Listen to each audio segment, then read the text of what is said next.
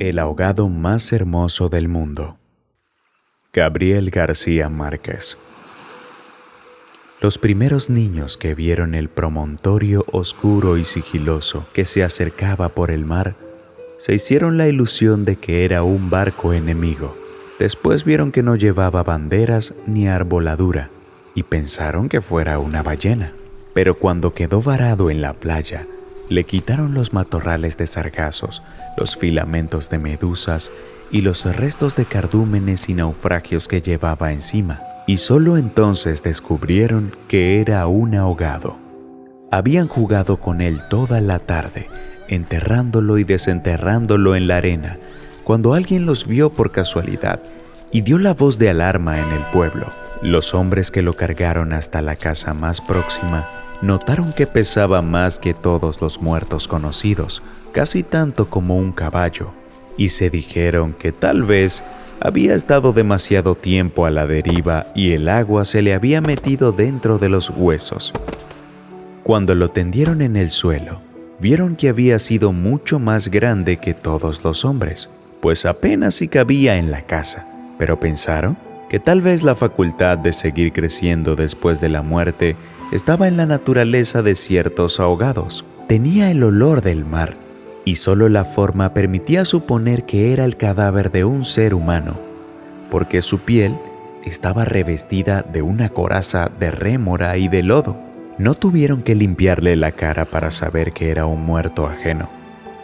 El pueblo tenía apenas unas 20 casas de tablas con patios de piedra sin flores, desperdigadas en el extremo de un cabo desértico. La tierra era tan escasa que las madres andaban siempre con el temor de que el viento se llevara a los niños, y a los muertos que les iban causando los años tenían que tirarlos en los acantilados.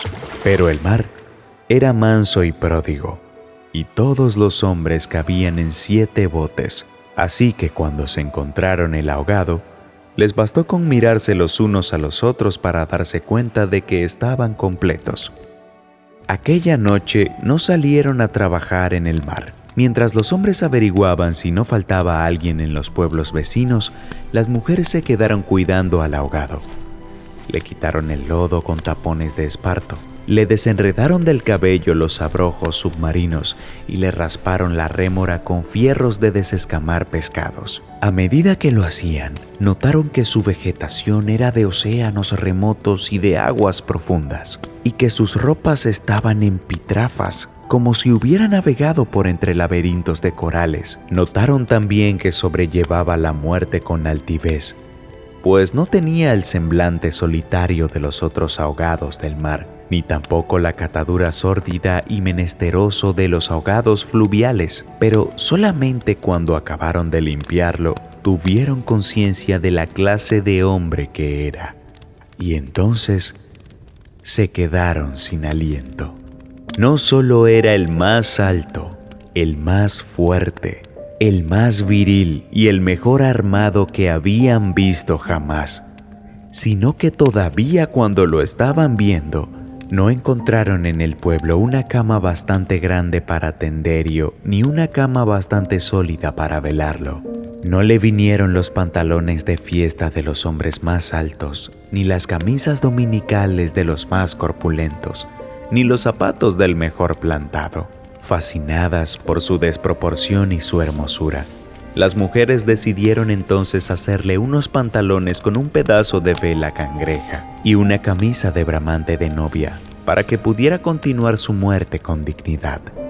Mientras cosían sentadas en círculos, contemplando el cadáver entre puntada y puntada, les parecía que el viento no había sido nunca tan tenaz, ni el Caribe había estado nunca tan ansioso como aquella noche, y suponía que esos cambios tenían algo que ver con el muerto.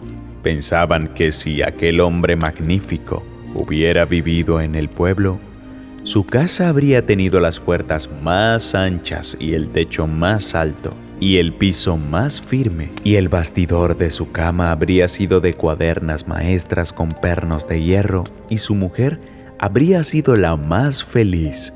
Pensaban que habría tenido tanta autoridad que hubiese sacado los peces del mar con solo llamarlos por sus nombres. y habría puesto tanto empeño en el trabajo que hubiera hecho brotar manantiales de entre las piedras más áridas y hubiera podido sembrar flores en los acantilados. Lo compararon en secreto con sus propios hombres, pensando que no serían capaces de hacer en toda una vida lo que aquel era capaz de hacer en una noche. Y terminaron por repudiarlos en el fondo de sus corazones como los seres más escuálidos y mezquinos de la tierra. Andaban extraviadas por esos dédalos de fantasía, cuando la más vieja de las mujeres, que por ser la más vieja había contemplado al ahogado con menos pasión que compasión, suspiró. Tiene la cara de llamarse Esteban.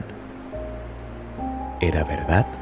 A la mayoría le bastó con mirarlo otra vez para comprender que no podía tener otro nombre.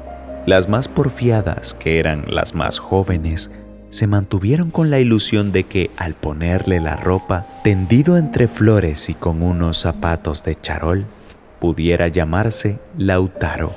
Pero fue una ilusión vana. El lienzo resultó escaso. Los pantalones mal cortados y peor cosidos le quedaron estrechos, y las fuerzas ocultas de su corazón hacían saltar los botones de la camisa. Después de la medianoche se adelgazaron los silbidos del viento y el mar cayó en el sopor del miércoles. El silencio acabó con las últimas dudas. Era Esteban.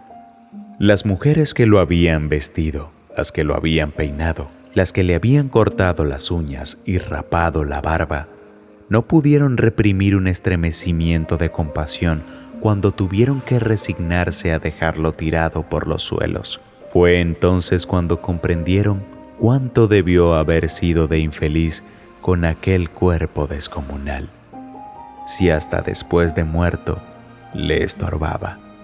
Lo vieron condenado en la vida a pasar de medio lado por las puertas, a descalabrarse con los travesaños, a permanecer de pie en las visitas sin saber qué hacer con sus tiernas y rosadas manos de buey de mar, mientras la dueña de casa buscaba la silla más resistente y le suplicaba, muerta de miedo: «Siéntese aquí, Esteban, hágame el favor». Y él, recostado a las paredes, sonriendo: «No se preocupe, señora, así estoy bien», con los talones en carne viva y las espaldas escaldadas de tanto repetir lo mismo en todas las visitas. «No se preocupe, señora, así estoy bien», solo para no pasar vergüenza de desbaratar la silla. Y acaso sin haber sabido nunca que quienes le decíamos «No te vayas, Esteban, espérate siquiera hasta que hierva el café», eran los mismos que después susurraban: «Ya se fue el bobo grande, qué bueno, ya se fue el tonto hermoso». Esto pensaban las mujeres frente al cadáver un poco antes del amanecer. Más tarde, cuando le taparon la cara con un pañuelo para que no le molestara la luz, lo vieron tan muerto para siempre, tan indefenso, tan parecido a sus hombres, que se les abrieron las primeras grietas de lágrimas en el corazón. Fue una de las más jóvenes la que empezó a sollozar. Las otras, asentándose entre sí, pasaron de los suspiros a los lamentos, y mientras más sollozaban, más deseo sentían de llorar, porque el ahogado se les iba volviendo cada vez más Esteban, hasta que lo lloraron tanto que fue el hombre más desvalido de la tierra, el más manso y más servicial, el pobre Esteban. Así que cuando los hombres volvieron con la noticia de que el ahogado no era tampoco de los pueblos vecinos, ellas sintieron un vacío de júbilo entre las lágrimas. «¡Bendito sea Dios!», suspiraron. «¡Es nuestro!». Los hombres creyeron que aquellos aspavientos no eran más que frivolidades de mujer. Cansados de las tortuosas averiguaciones de la noche, lo único que querían era quitarse de una vez el estorbo del intruso antes de que prendiera el sol bravo de aquel día árido y sin viento. Improvisaron unas angarillas con restos de trinquetes y botavaras y las amarraron con carlingas de altura para que resistieran el peso del cuerpo hasta los acantilados, quisieron encadenarle a los tobillos un ancla de buque mercante para que fondeara sin tropiezos en los mares más profundos donde los peces son ciegos y los buzos se mueren de nostalgia, de manera que las malas corrientes no fueran a devolverlo a la orilla, como había sucedido con otros cuerpos. Pero mientras más se apresuraban, más cosas se les ocurrían a las mujeres para perder el tiempo. Andaban como gallinas asustadas picoteando amuletos de mar en los arcones, unas estorbando aquí porque querían ponerle al ahogado los escapularios del buen viento, otras estorbando allá para abrocharse una pulsera de orientación.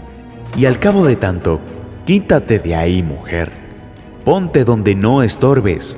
Mira que casi me haces caer sobre el difunto.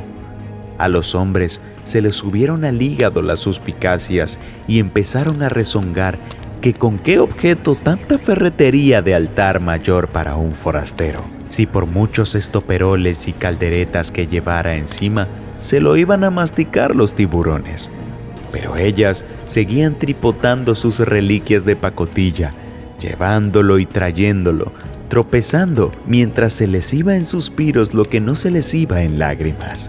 Así que los hombres terminaron por despotricar que de cuándo acá semejante alboroto por un muerto al garete, un ahogado de nadie, un fiambre de mierda.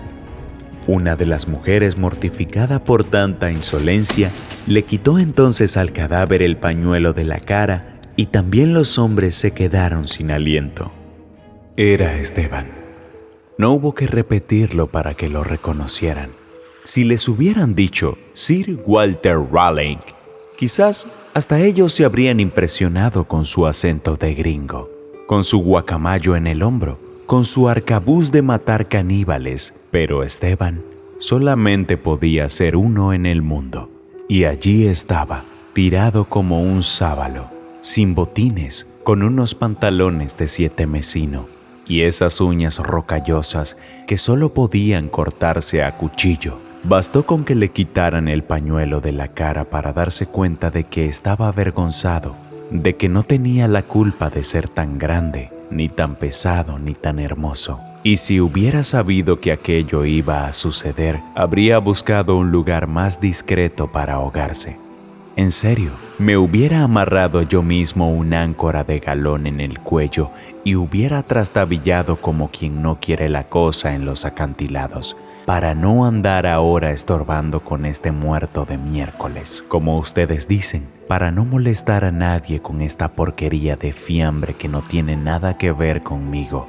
Había tanta verdad en su modo de estar, que hasta los hombres más suspicaces, los que sentían amargas las minuciosas noches del mar temiendo que sus mujeres se cansaran de soñar con ellos para soñar con los ahogados, hasta esos y otros más duros se estremecieron en los tuétanos con la sinceridad de Esteban.